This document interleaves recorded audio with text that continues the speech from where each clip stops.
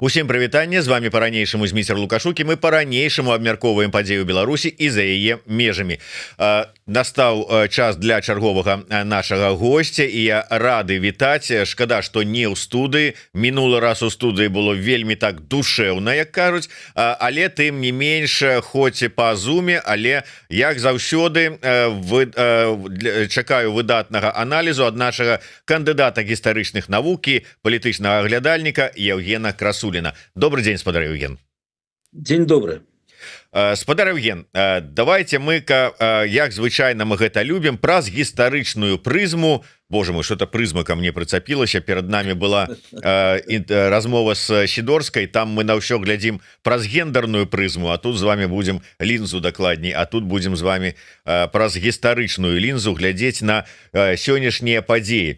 І ведаеце, я калі сачу за апошнімі, дакладней чытаў абмеркаванні апошніх вось трендаў, дыскусій, спрэчак, якія узняліся апошнімі днямі тут у нас у социальных сетках, у сустрэчах, просто ў суполках пасля аднаго вядомага інтэрв'ю, думаў, што ж мне гэтая гісторыя нагадвае. Дакладней, тэзісы і тое бачанне, тыя заклікі, якія закладзеныя былі ў гэтым інтэрв'ю, што яны мне нагадваюць. І ўзгадаў, яны мне нагадваюць пачатак мінулага стагоддзя, дакладней 10 там 20-е, можа быць плюс-мінус гады, калі камуністы, бальшавікі яшчэ тады, але пачалі заманіваць на вяртанне на тэрыторыю Беларусі. Давайте пачнем з гэтага. Як тых, хто быў сярод чальцоў і заснавальнікаў БНР, так нават і тых, хто быў у слуцкім збройным чыне. І паверыўшы прапагандзе, паверыўшы ў магчымасць вяртання да нармальнасці і жыцця спакойнага пры бальшавіках, людзі вярнуліся. Ці адпавядаюць мае вось гэтыя асацыяцыі сапраўды гэтым падзеям сённяшняга дня, ці паралелі сапраўды можна праводзіць, ну і ўвогуле ваше бачанне гэтай сітуацыі?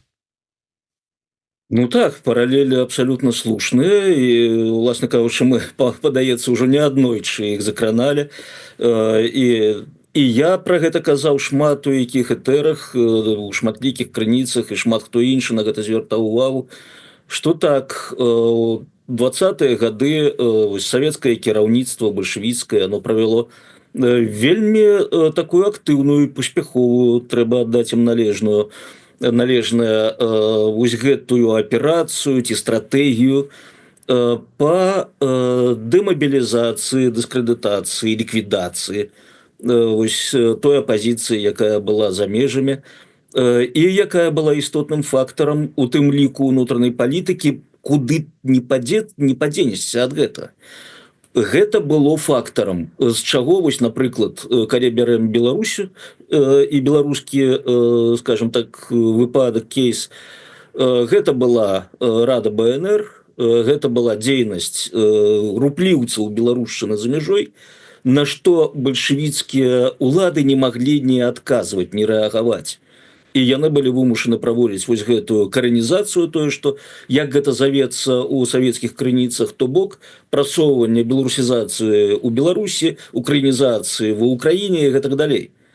І вось зноўку звернем увагу, гэта з аднаго боку было выкарыстана дзеля таго, каб знішчыць вось гэтыя цэнтры за мяжой, у тым ліку, скажем, дэмагогія сярод удзельнікаў гэтых саміх цэнтраў, іхніх актараў, дэманструючы, што паглядзіце, слухайце, там нармалёвыя хлопцы. Вы возьмеце сваю праграму і паглядзіце, што робяць бальшавікі ў Беларусі. Вы пабачыце, што гэта вашыя мары здзяйсняюцца. Давайте, вяртайцеся. Камісіі Воскресенскага яшчэ не было, вяртайцеся так. Добра, камісію мы потым прыдумаем. І як толькі гэта адбылося, як толькі ў 25-м годзе ў Берліне была праведзена вось гэтая канферэнцыя, на якой, хай не ўсе прызнаюць легітымнасць гэтага, і ў выніку легітымнасць не была прызнанай, гэтае рашэнне, рада БНР была распушчанай, шмат хто вярнуўся ў Беларусь, вынік які? Вынік, як мы цудоўна ўжо ведаем, вельмі кепскі як для тых, хто вярнуўся, так і для ўсёй справы беларушчыны. Бо як толькі адбылося вяртанне, усё, гэтая каранізацыя, яна ж беларусізацыя, яна скончылася. І пачаліся рэпрэсіі. І тут, калі мы возьмем у больш шырокім кантэксце, мы, канешне, вельмі любім глядзець выключна на Беларусь, так, вось мы, а тое, што астатняе, гэта мы ігнаруем. Насамрэч гэта ігнараваць нельга, трэба глядзець усё ў агульнай карціне, толькі тады мы пачынаем разумець, што адбывалася. І мы бачым, што тады вось гэтая тэма дыялогу, яна ішла не толькі на ўзроўні там нацыянальных рэспублікаў у складзе СССР, яна ішла куды шырэй для Савецкага Саюза і ўсёй астатняй міжнароднай супольнасці. Савецкі Саюз, зразумела, як ну, скажем, рэжым, які захапіў уладу незаконна, а улада была, безумоўна, захоплена незаконна. Гэта паўсюль, дзе адбываюцца рэвалюцыі, перавароты, но гэта трэба проста прыняць. І патрэбным было прызнанне Савецкага Саюзу, бо ну а як выжывеш у гэтым свеце? І вось Савецкі Саюз пачаў праводзіць такую ж кампанію, як праводзіцца цяпер. Давайте вести диалог. Ну, поглядите, мы же нормалевые хлопцы. Давайте вернемся до той самой нормалевости. И пачаток 30-х годов, гэта, скажем так, парад прызнання Советского Союзу, гэта уступление Советского Союзу ў Лігу нацыяў. Наступнае пытанне. Гэта выратавала кагосьці ад галадамору, гэта выратавала кагосьці ад рэпрэсіў другой паловы 30-х годов. Нікога не выратавала. Бо Савецкі Саюз, як бы ён не спрабаваў сабе пафарбаваць вось гэтымі прывабнымі фарбамі, калярыстыкай, рознымі гэтымі складанымі, скажем так, сузор'ямі розных там дасягненняў, дабрыні і гэтак далей, гуманізму, ён застаўся ранейшым.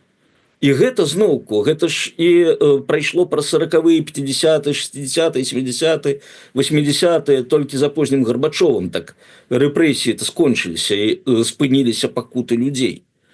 І вось у мяне, калі я чытаў інтэрв'ю і ўвогуле так чытаў тое, што вакол яго, у мяне асацыяцыя ў першую чаргу была, канешне, бліжэйшай. Тое, што, скажем, для нас нават больш рэлевантна, чым тое, што адбывалася 100 год таму вакол беларускай вось гэтай апазіцыі за мяжой. Я якраз прыгадаў выказванне, ну, я думаю, добра вядомага нам Ханса Георга Віка, я думаю, памятаеце, так, ён быў кіраўніком гэтай місіі АБСЕ ў Беларусі з 97 па 2001, калі я не памыляюся, ён жа зараз яго так ягоным імём палохаюць маленькіх дзяцей ветэраны беларускай апазіцыі. І ён жа прыклаў вялікія высілкі для налажвання дыялогу паміж рэжымам Лукашэнкі і Еўропай якраз. Ось ён там, дарэчы, гэта, калі я не памыляюся, гэта якраз еўрарадыё інтэрв'ю, 13-й год, дзе Вік сабе прадстаўляе як чалавек, які больш за ўсіх еўрапейскіх палітыкаў размаўляў з Лукашэнкам. Ну так, да, я у Берліне сустракаўся са спадаром Вікам і записывалі гэта інтэрв'ю. І ён ж выказваў цікавыя думкі свае, назіранні і высновы адносна вось гэтага дыялогу. І ён казаў, вось менавіта як чалавек, які больш за ўсіх размаўляў з Лукашэнкам, ён казаў, вось дзіўная справа, яму ж падаецца выгадна размаўляць з Еўропай. Так, 13-й год, гэта пасля 10-го году, рэпрэсіі, палітзняволеныя, зноўку, ну, ўсё як у нас, санкцыі у тым ліку. І вось, маўляў, трэба з гэтага неяк выходзіць. І ён кажа, і я здзіўлены, Лукашэнцы гэта мусіць быць выгадна, але ён не ідзе на дыялог. Вось ён уперся і ўсё. Потым зноўку Лукашэнку патрэбна быў гэты дыялог, патрэбна было зняццё санкцыю перад выбарамі 15-го года, вось якраз калі палітзняволеныя тагачасныя выйшлі на свабоду, каб потым праз 5 год апынуцца зноў за кратамі. І вось тады ён на нейкі дыялог пайшоў, Еўропа, Захад радасна пабеглі яму насустрач, паздымалі санкцыі, дзеля таго, каб ён напампаваў цягліцы, у 20-м годзе ўжо скажем так, выступіў зноў ужо з куды больш моцнай вось гэтай сілай супраць беларускага грамадства. Не кажу апазіцыя, бо яшчэ ў 13 годзе можна было, скажем так, падзяляць улада апазіцыя, але у наш час ужо відавочна, што гэта рэжымы грамадства. І іншай дыхатаміі тут не знойдзеш. І вось тут зноўку вельмі цікава падумаць, а навошта таму ж рэжыму цяпер патрэбен дыялог з Еўропай. І тут зноўку трэба глядзець на той кантэкст, у якім гэта ўсё адбываецца. Вось я ўжо звяртаў на гэту увагу, можа і ў размове з вами, што усе гэтыя прыхільнікі дыялогу, прыхільнікі зняцця санкцыяў, прыхільнікі празрыстых межаў, яны ігнаруюць упарта адзін фактар. Які фактар яны ігнаруюць? Вайны ва ўкраіне. Гэта ўсе заўважаюць. І зноўку я звярну увагу, вось калі раней проста гэтае пытанне абыходзілі, у тым ліку зноўку ў размовах з вами гэтыя людзі, тут у інтэрв'ю яны ўжо не здолелі гэта ігнараваць. Яны прыгадалі вайну, але хуценька гэта, скажем так, засунули на нейкі далёкі план, прызнаўшы, што гэта мае вялікі ўплыў на Беларусь, тут же перайшлі вось да гэтых простых тэмаў, як яны і самі казалі, нас цікавяць простыя тэмы, это перамяшчэнне праз мяжу, гэта транзіт. Вось зноўку цяжка казаць, што маецца на ўвазе пад гэтым словам менавіта вось у вуснах таго, хто даваў інтэрв'ю. Але транзіт, калі паглядзець ва ўсіх там слоўніках тлумачальных, гэта перавод там людзей, тавараў, чаго-небудзь яшчэ з кропкі А у кропку Б праз кропку С. Вось гэтая кропка С зноўку, і што тут маецца на ўвазе? Транзіт каго, чаго, куды? Транзіт нелегальных мігрантаў у Еўропу, транзіт санкцыйных тавараў у Расію.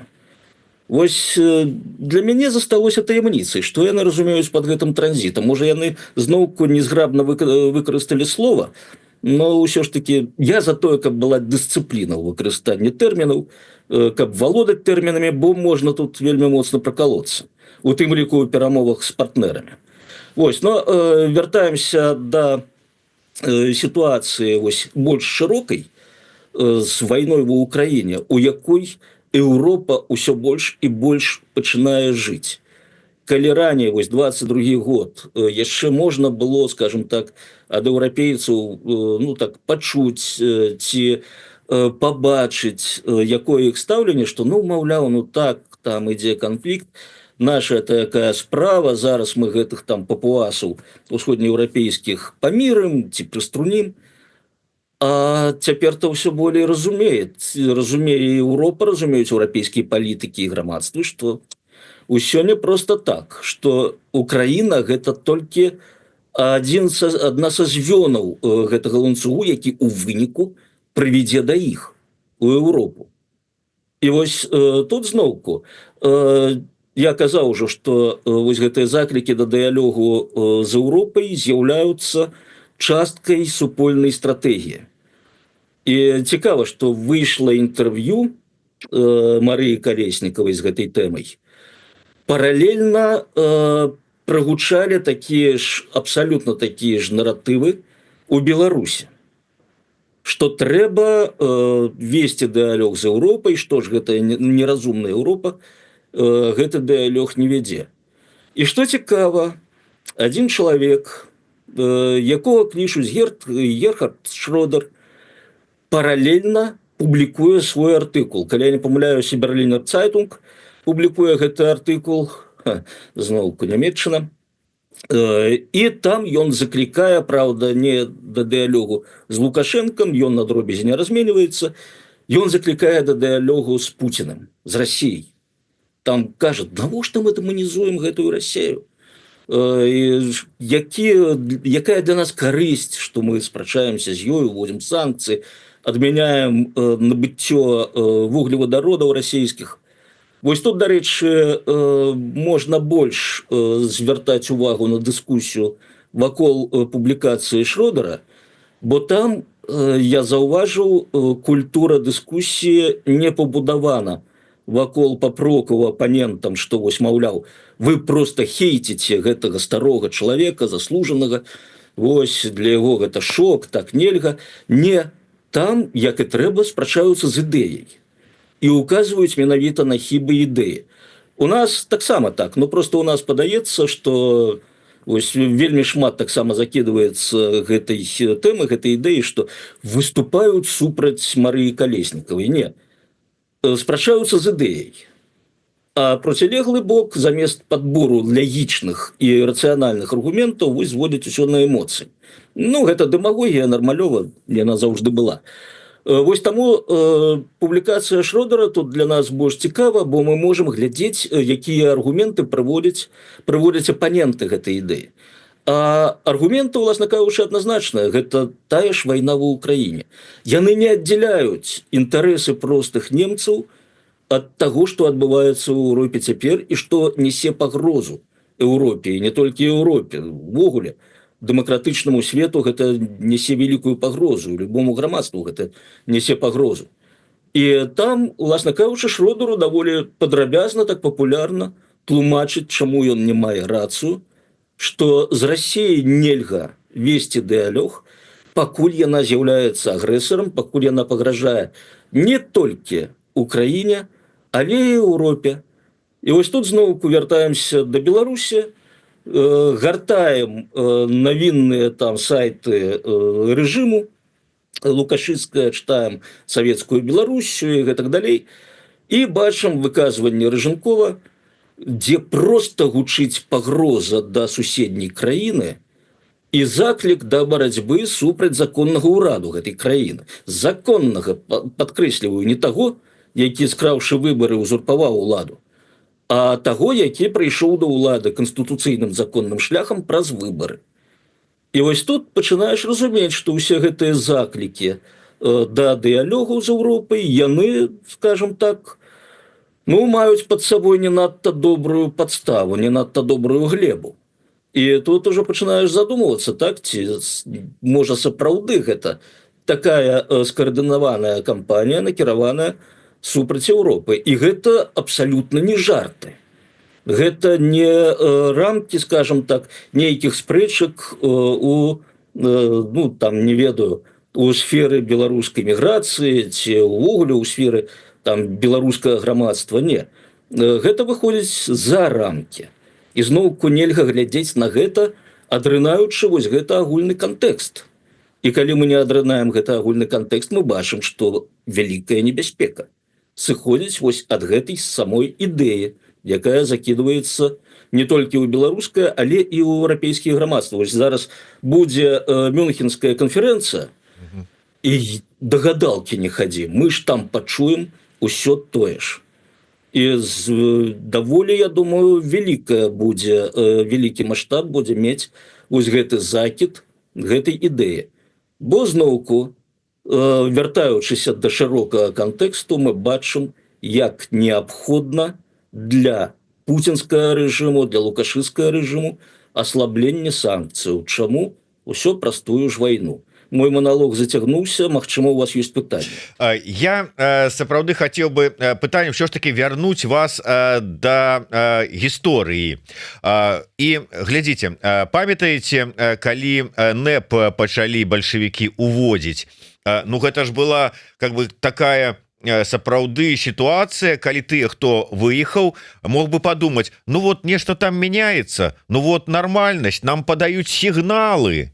Мы можем сапраўды паспрабаваць вярнуцца на радзіму, да сваю бацькаўшчыну і нешта там пачаць рабіць. І ну, не потым нешта пайшло не так, скажем так, як зараз кажуць это, але можа і з Беларусі сапраўды нейкія сігналы ідуць, якія падаюць магчымасць, і можа быть мы нават не паўторым тую гісторыю нэпаўскую, а сапраўды вот так яно і пойдзе, то бок, ну чаму не? Вот вы заўважаеце гэтыя сігналы, там вось пэўныя людзі заўважаюць, а вы? Ну, зноўку, дзе там, якія людзі заўважаюць гэтыя сігналы. Калі браць НЭП, гэта, канечне, вельмі цікавае, вельмі актуальнае для нас і не толькі для нас назіранне. 21 год варта пачытаць тэксты артыкулаў Леніна, ягоныя выступленні на канферэнцыях, дзе ён, уласна кажучы, гэтую ідэю прасоўвае НЭПу, і дзе ён яе абгрунтоўвае. І там ёсць просто казырная фраза, якую я вельмі люблю цытаваць паўсюль, бо паўсюль ёсць падстава для цытавання гэтай фразы, што мы думалі пабудаваць новае грамадства на энтузіазме, але хутка зразумелі, што людзям трэба плаціць. Вось я б напісаў просто ў кожным кабінеце працадаўцы, асабліва палітычнага працадаўцы, гэтую фразу, што людзям трэба плаціць. Іначай нічога не атрымаецца. Там вельмі шмат разважанняў, ці вяртаемся мы такім чынам да капіталізму, ці не здаем мы ідэалы рэвалюцыі, і сказана не. Нам спачатку трэба хоць крыху напампаваць вось гэты тлушч под нашай скурай, паміж скурай і нашымі жылістымі пралетарскімі рукамі. І вось дзеля гэтага трэба даць чалавеку свабоду дзейнічаць. Вось тут зноўку фактычна Ленін падпісаў такі смяротны вырак любой дыктатуры. Любая дыктатура неэфектыўна, бо яна не дае чалавеку свабоду. І калі паглядзець па эканамічных паказальніках, тут усё сыходзіцца. І вось, дарэчы, гэта таксама добра вывучыць тым, хто хоча, скажем, весці дыялог з дыктатурай, спадзяючыся там на яе далёкую трансфармацыю. Не дыктатура не навострана на трансфармацыю, яна навострана толькі на сваё выжыванне. Бальшавікі ў пачатку 20-х дзеля свайго выжывання уводзяць вось гэтую новую эканамічную палітыку. Але той же Ленін піша: гэта не назаўжды, гэта не трыумф капіталізма і капіталістаў. Гэта толькі неабходна для нашага бальшавіцкага выжывання, каб у нас з'явіўся гэты тлушч, потым мы гэты тлушч выцеснім. Піша Ленін у сваіх артыкулах і прамовах. Мы выцеснім, і гэта ўсё пойдзе на карысць рэвалюцыі бальшавікоў. Што і было зроблена ўжо пасля смерці Леніна, калі Сталін пачаў згортваць НЭП, і плаўна гэта перайшло да сістэмы ГУЛАГ, да рэпрэсіяў. Вось гэта так, лягічны працяг гэтага. Дзеля таго, каб выжыць, можна звяртацца нават да метадаў сваіх ворагаў. І гэта зноўку, гэта не адны бальшавікі. Не будзем ужо браць Савецкі Саюз другой паловы 80-х, калі вымушаны былі звярнуцца да вось гэтых рэформаў, у тым ліку эканамічных, далі магчымасць спачатку дробнаму бізнесу, там гэта ўсё прыватнаму прадпрымальніку рабіць, потым болей. Дарэчы, да гэтага ж планавалі вярнуцца ў 60-е, калі савецкая эканоміка раптам апынулася перад безданню. Так, як тады гэты жарт хадзіў: Злучаныя Штаты кацяцца ў бездань, але мы іх дагонім і перагонім. Вось пачалі пераганяць у канцы 60-х, і тут шчасце вялікае, скачок цэнаў на энерганосьбіты, якіх у Савецкім Саюзе было, і ў выніку узганарыліся, і гэтыя гэтак званыя касыгінскія рэформы спынілі.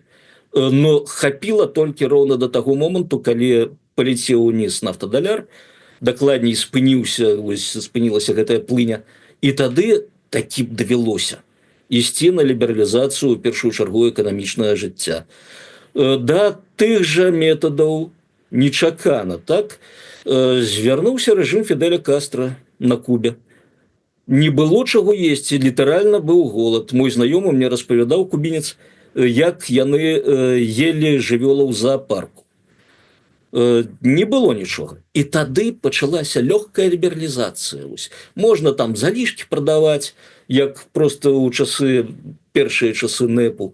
І такім чынам далі вось гэтую адхілену людзям, і праз гэтую адхілену і рэжым атрымаў кісларод і ўтрымаўся. Тое ж самае Паўночная Карэя. Там дазволілі гандаль на рынках, у першую чаргу, канечне, сельскагаспадарчая прадукцыя, бо 90-е гады там страшэнны голад. Калі скончылася вось гэтая дапамога з боку Савецкага Саюзу, колькасць ахвяраў гэтага голаду до 2 мільёнаў налічваюць розныя міжнародныя арганізацыі. І вось дзеля таго, каб гэта ўсё перажыць, пакуль няма падпіткі, увялі магчымасць гандляваць. І праз гэта рэжым утрымаўся. Дарэчы, самы яскравы прыклад новай эканамічнай палітыкі так званай гэта Кітайская Народная Рэспубліка. Так, слова Дэн Сяопіна, неістотна якого колеру котка, галоўнае, каб мышоў лавіла. І вось яны пабудавалі, канешне, супер-пупер эканоміку. Праз свабоду, праз эканамічны лібералізм. Праўда, на пачатку дзясятых уперліся на гэтых ростанях у праблему. Мы працягваем лібералізм эканамічны, і такім чынам мы ставім пад пытанне легальнасць камуністычнага рэжыму, бо за эканамічным лібералізмам зразумела падцягваецца і лібералізм палітычны. Бо проста эканоміка патрабуе, законы эканамічнага развіцця патрабуюць свабоды грамадства. І гэта супярэчыць інтарэсам камуністычнага рэжыму. Но прыходзіць Сі Цзіньпін, і ён, уласна кажучы, збочвае паступова у іншы бок. У бок заціскання гаек, у бок пагаршэння палітычнага рэжыму, скарачэння свабодаў. І, уласна кажучы, мы бачым, як кітайская эканоміка, у тым ліку, пад уплывам гэтага збачэнства, яна пачынае паступова здувацца. І калі яна здуецца, адчуюць усе гэта. Вось, так што тут рэжым можа уключыць такую опцыю, а давайте мы крышачку лібералізуем, каб наш нага стаіць на горле чалавека, чалавек пасінеў, но ён нам дае грошы. Без іх мы не будзем, мы не выжывем.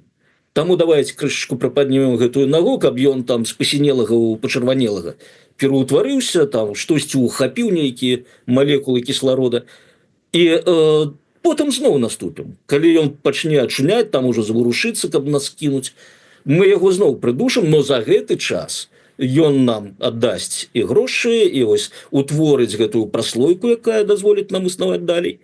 І такое можа быць, но гэта не вядзе да лібералізацыі рэжыму, скажем так, у стратэгічным і нязменным пляне, у стратэгічнай перспектыве. Калі рэжым не будзе кантраляваць гэта і не будзе перакрываць кісларод перыядычна, гэта прывядзе да ягонай гібелі. Яшчэ адзін выпадак, які мне вельмі падабаецца, яго таксама у хрэстаматы запісваць, гэта мала каму вядомы ў нас рэжым тайпінаў у Кітаі у сярэдзіне 19 стагоддзя. Яны планавалі пабудаваць ідэальнае грамадства, дзе няма проста падставаў для несправядлівасці, дзе ўсе задаволены. А што такое падстава для несправядлівасці? Адкуль яна, дзе крыніцы? Гэта грошы, так, у кагосьці шмат, у кагосьці мала.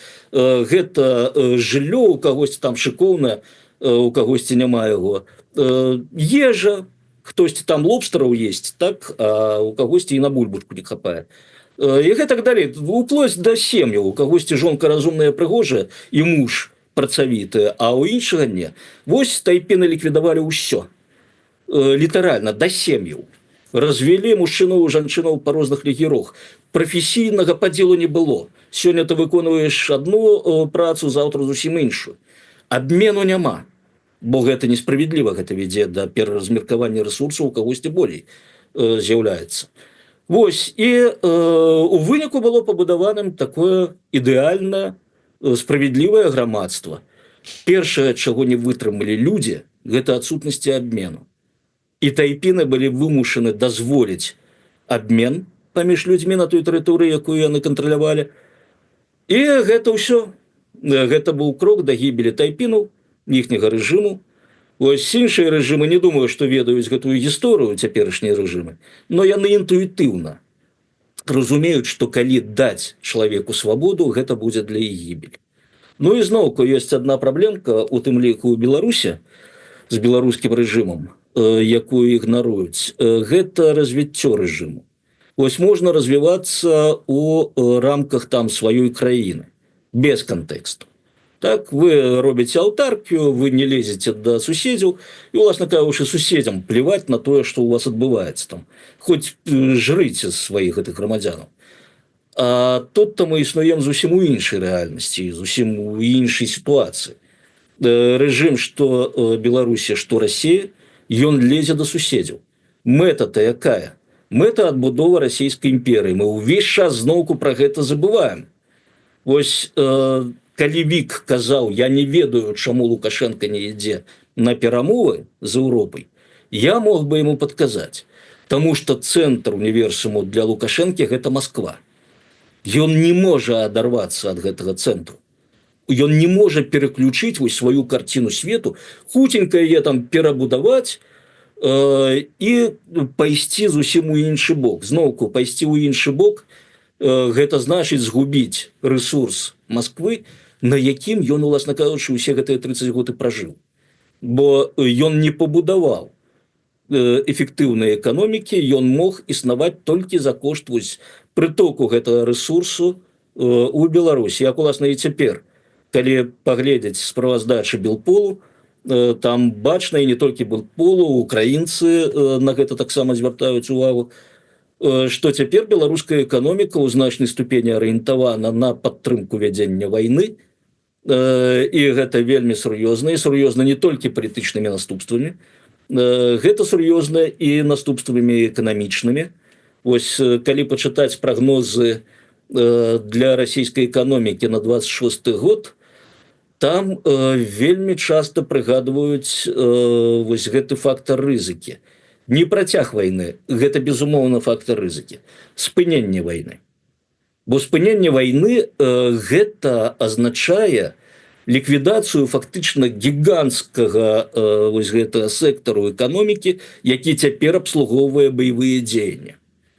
Вось спыненне функцыянавання гэтага сектару азначае гіганцкі эканамічны крызіс у постваеннай Расіі, які, невядома там да чаго давядзе, праўда, эканамісты яны палітычным прагнозам не займаюцца, яны выключна вось лічбамі і вось гэтымі, скажам, сектарамі мысляць. Но калі паглядзець палітычна, гэта будзе вельмі сур'ёзны удар, з чаго лагічна падумаць, што працяг вайны і пашырэнне вайны гэта тое, што ў інтарэсах вось гэтых рэжымаў, бо спыненне будзе рызыкоўным вельмі. І тут зноўку тут трэба знайсці рэсурсы. Імпарт Расіі, той бок тыя тавары, якія заводзяцца ў Расію, вось гэтая сфера вельмі моцна пацярпела. Гэта зноўку гэта удар не толькі па спажыўца, гэта удар па эканоміцы, бо эканоміка, пераведзеная на ваенныя рэйкі, яна не можа задавальняць патрэбы грамадства, у тым ліку элітаў. Гэта вельмі істотна. І вось тут зноўку вяртаемся да нашай гісторыі.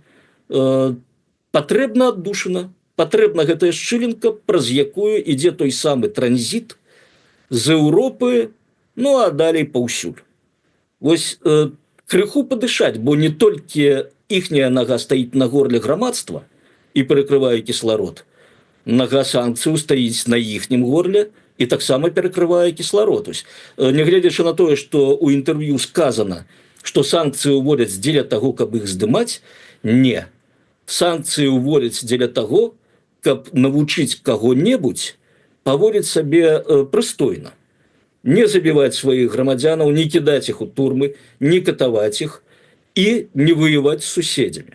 Бо санкцыі не дзеля таго, каб іх зняць, а каб у першую чаргу, калі мы паглядзім, за што яны ўводзяцца, у тым ліку на рэжым Лукашэнкі, у першую чаргу абмежаваць магчымасці рэжымаў весці агрэсіўную вайну.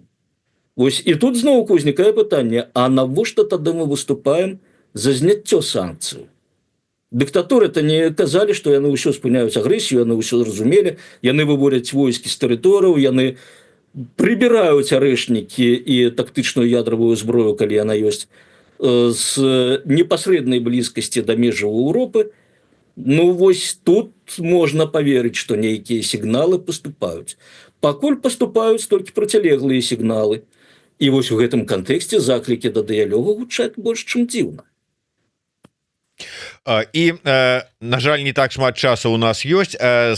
Спадар Евген, зараз вось мы з вами абмеркавалі гэты запушчаны тэзіс, заклік ці план под назвай нармалізацыя.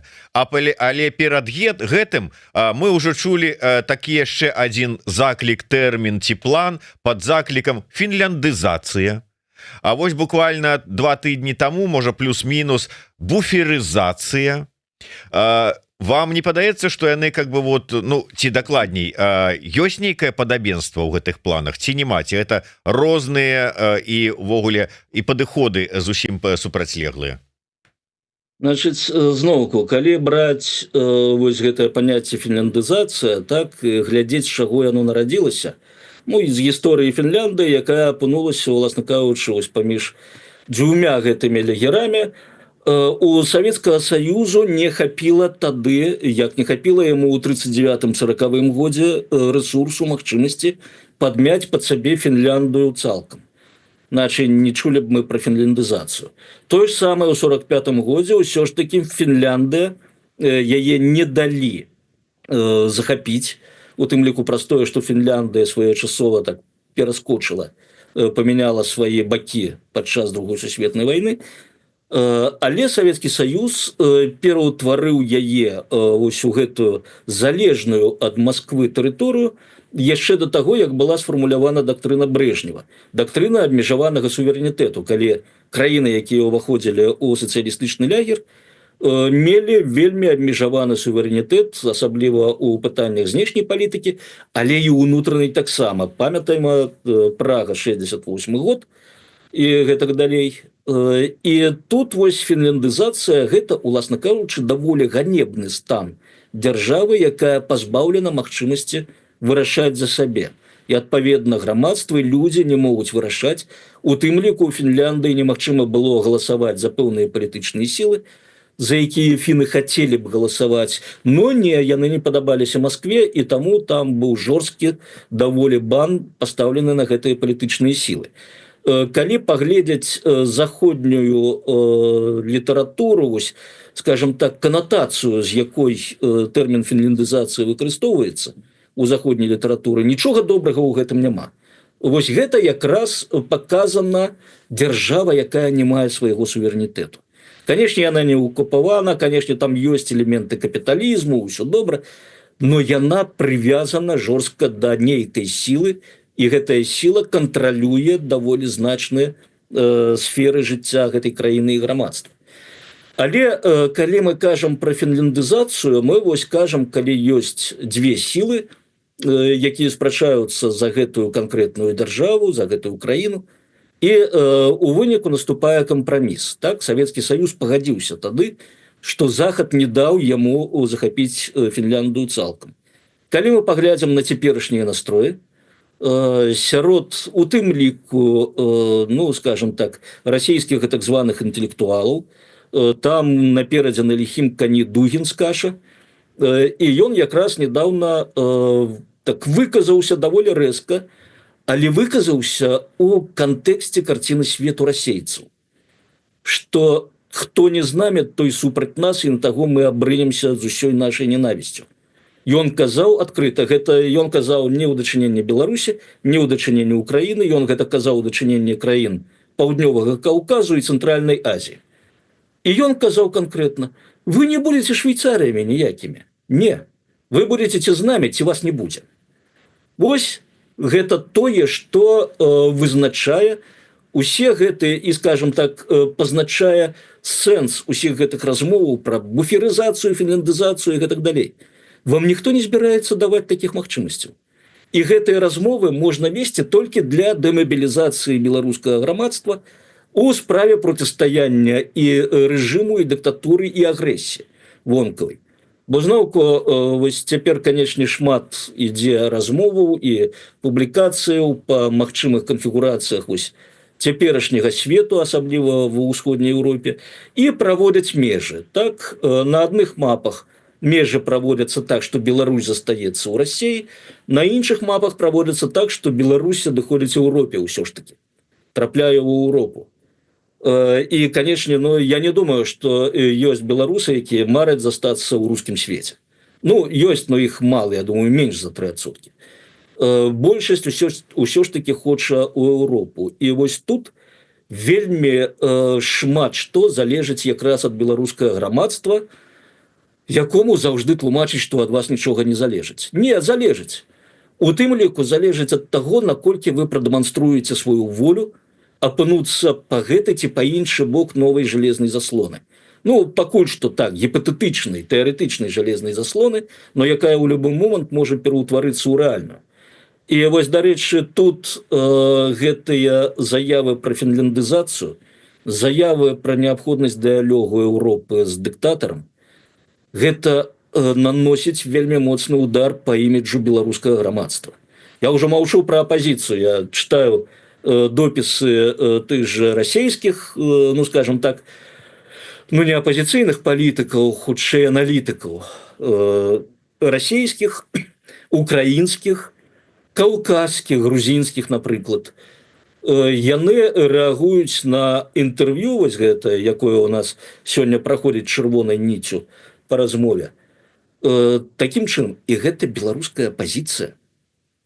Ось гэта для нас вельмі моцны удар. Удар для іміджу ўсіх беларусаў, усяго беларускага грамадства.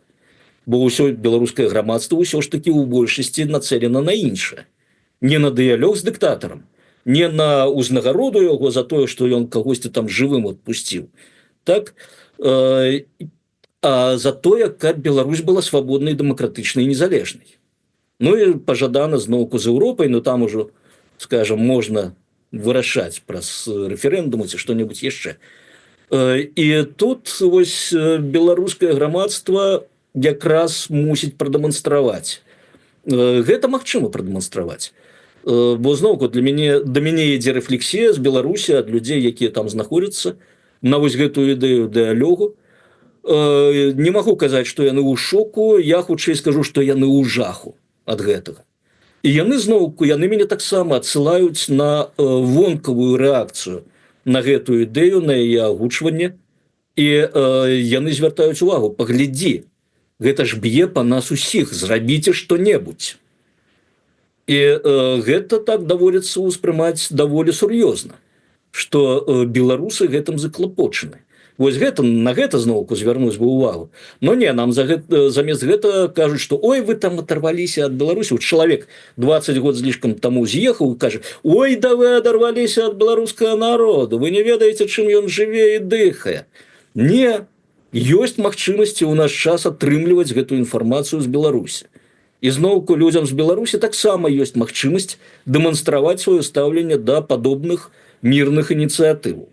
І гэта зноўку, гэта будзе для нас вялікім плюсам. І зноўку не весціся на дэмагагічныя там заявы, што ай, што вы скуеце чалавека. Не чалавека, а ідэю. Чалавек можа быць цудоўны, калі ён выказвае ідэю, якая пагражае ўсяму грамадству, ну, не павінна гэтае грамадства насіць гэтага чалавека на руках. Вось што хаціце рабіць, но не павінна. Бо ідэі, якія ён выказвае, небяспечныя і могуць прывесці да вельмі цяжкіх наступстваў. Но, на жаль, тут таксама трэба казаць, што, судзячы па ўсім, рэсурсы ўпрасоўвання гэтай ідэі укінутыя даволі немаленькія. І нас чакае непростае процістаянне гэтым ідэям, у тым ліку і процістаянне вось гэтым апеляцыям да эмоцыяў, што ды як вы смееце, ды што ж вы цкуеце? Добра, што зноўку у Нямецчыне вакол Шродера ніхто не кажа, што ж вы цкуеце старога чалавека, яму ж 81 гадок, хутка 82.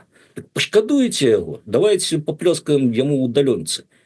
Але не кажуць: не, гэта небяспечна. Тое, што ты кажаш, гэта і небяспечна, і зноўку гэта, пардон, калі пачытаць рэакцыі на ягоны артыкул Шродера, там пішуць: гэта амаральна. І там пішуць: мы не можам казаць, што ды гэта наш самы Герхард, все нармалёва. Не, мы не можам так адмахнуцца. Кажуць немцы на такія ж прапановы вось гэтага самага свайго былога канцлера. Так што нас чакае непростае процістаянне вось гэтай ідэі еўрапейскага дыялогу з рэжымом Лукашэнкі.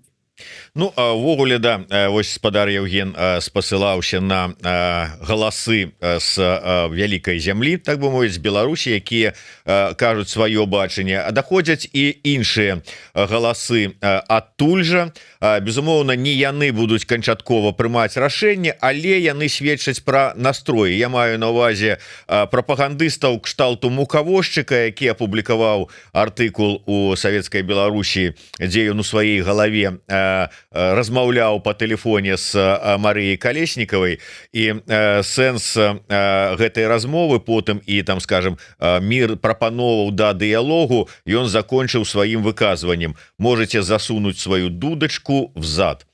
Вот такое стаўленне таксама ёсць з таго боку. Дзякуй вялікі. Я думаю, што гэтыя дыскусіі яшчэ будуць працягвацца. Нават не думаю, перакананы, таму што гэта сапраўды важныя дыскусіі пра тое, як, якім чынам і ў які бок нам усім рухацца. Таму яшчэ, думаю, не адзін раз да яе звернемся. На сёння я развітваюся. Дзякуй вялікі. Евген Красулін быў з намі. Подписывайтеся на YouTube канал Еўрарада, каб не пропускаць наши сустрэчы з нашим выдатным гісторыкам і палітычным аглядальнікам. Да сустрэчы. Жыве Беларусь. Жыве вечна. І як вы прыемна пазначылі Беларусь як вялікую зямлю. Так ёсць. І вялікі беларускі народ, як кажа там автор буферызацыі.